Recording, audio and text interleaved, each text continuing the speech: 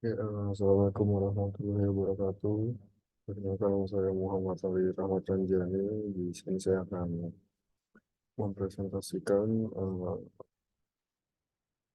tugas ujian akhir semester mata kuliah manajemen strategik dengan dosen pengampu Ibu Laila Purnamsari, SDMM, dengan topik analisis SWOT course.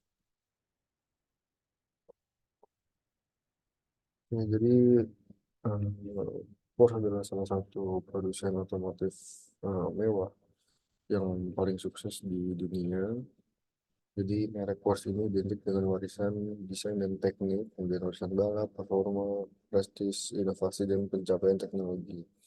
Jadi asal-usul Porsche dimulai pada tahun 1931 ketika Ferdinand Porsche, seorang insinyur otomotif Austro-Bohemian, mendirikan sebuah perusahaan yang bernama Porsche. Jadi ia menawarkan pekerjaan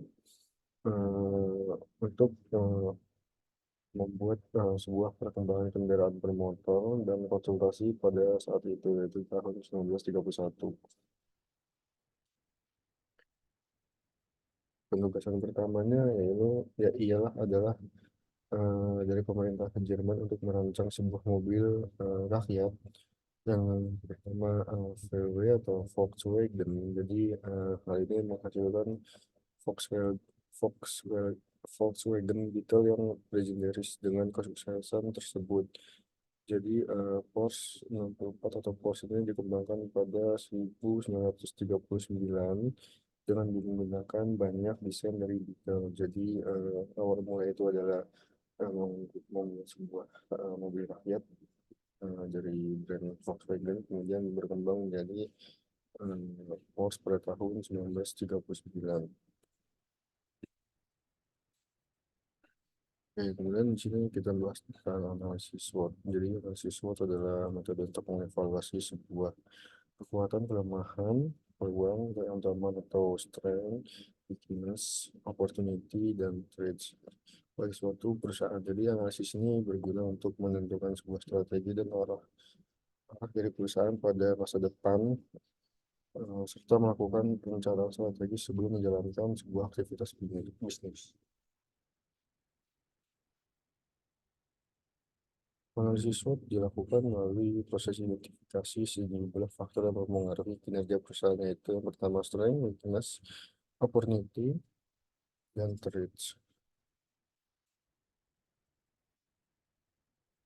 Oke, jadi strength atau eh, kekuatan dari perusahaan pos sendiri itu adalah nilai merek yang kuat dan reputasinya. Jadi eh, Porsche ini memiliki citra merek ikonik yang terkenal dengan sebuah kemewahan, kinerja, dan keandalan. Jadi merek Porsche ini dikaitkan dengan sebuah status seseorang yang value-nya tinggi, yang dimana membantu mendorong penjualan di pasar mobil mewah. Yang kedua adalah produk Porsche ini adalah produk yang berkualitas tinggi dan inovatif. Jadi Porsche terkenal dengan desain, kualitas, dan performanya. Jadi perusahaan terus berinvestasi dalam penelitian dan pengembangan untuk mempertahankan kualitas untuk produknya dan tetap menjadi yang terdepan dalam teknologi otomotif. Yang ketiga, eh, Porsche memiliki produk yang beragam. Eh, Walaupun Porsche dikenal eh, dengan seri paling ikonik yaitu 911 atau 911, tapi Porsche juga menawarkan mobil dengan berbagai jenis, yaitu seperti sport, SUV, dan seperti sedan. Kemudian yang keempat adalah kesuksesan dalam olahraga motor. Jadi rekam jejak perusahaan Porsche ini mengesankan dalam olahraga motor, khususnya sebagai kemenangan di 24 Hours of Le Mans. Jadi tidak hanya meningkatkan sebuah citra perusahaan Porsche, tapi juga membuat validasi kinerja dari kendaraan itu sendiri atau dari perusahaan Porsche. Selanjutnya yang kelima adalah kinerja finansial yang kuat. Jadi Porsche secara konsisten menunjukkan sebuah penjualan dan profitabilitas yang kuat. Jadi stabilitas keuangan ini memungkinkan perusahaan ini untuk berinvestasi dalam strategis yang berfokus pada masa depan. Kemudian yang keenam, ada kehadiran global. Kehadiran global yang maksud adalah Pos sudah eh,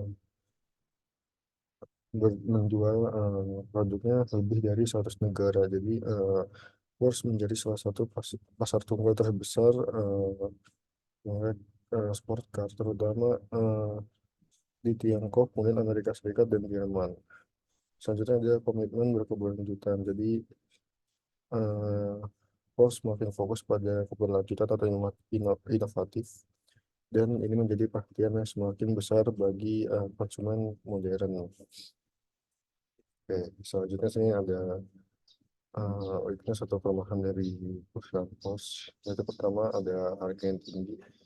Eh, Harga ini tinggi atau harga premium ini ditetapkan pada pos dikarenakan menonjolkan kemewahan dan kualitasnya. Hal ini juga membatasi pasarnya hanya pada individu berpenghasilan tinggi. Jadi hanya kalangan tinggi aja yang bisa beli. Kemudian sini ada jangkauan terhadap kendaraan EV yang terbatas.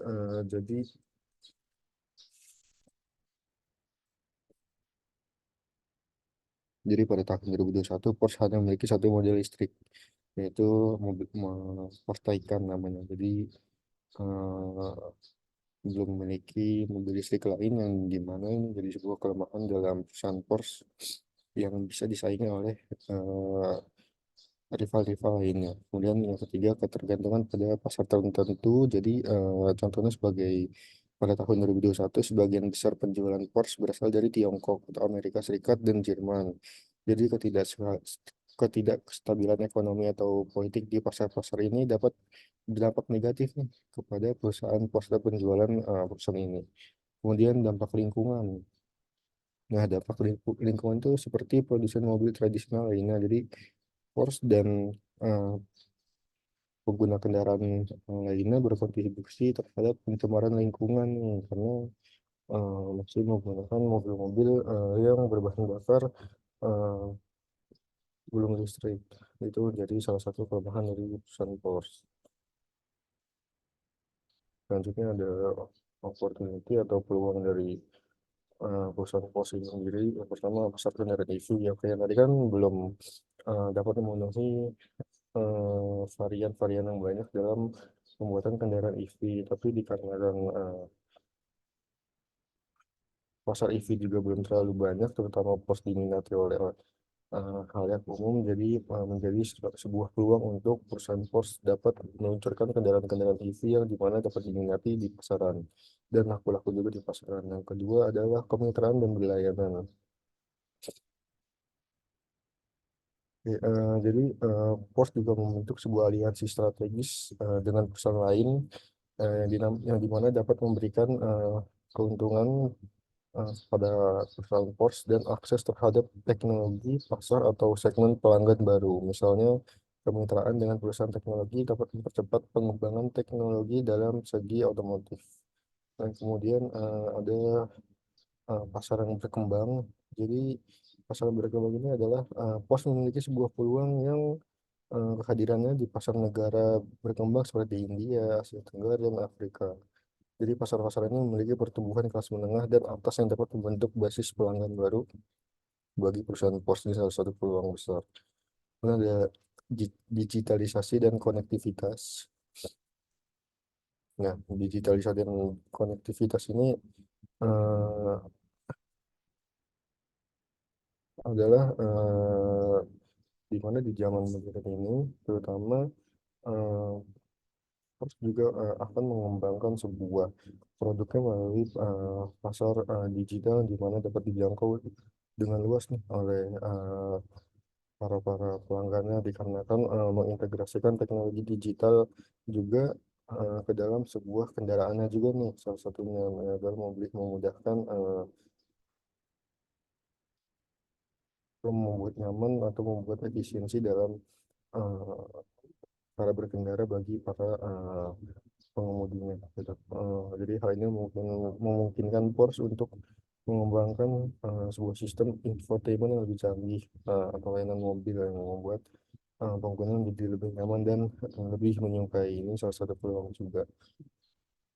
Oke, selanjutnya ada kelemahan atau ada weakness atau ancaman. Yang pertama adalah persaingan yang ketat.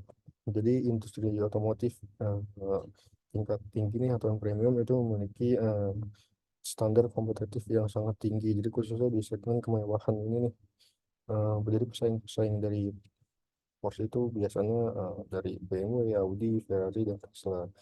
Yang dimana terus-menerus memperkenalkan produk dan inovasi baru yang dapat mengungguli pasar premium. Ini salah satu ancaman bagi perusahaan Porsche. Kemudian adalah gangguan rantai pasokan.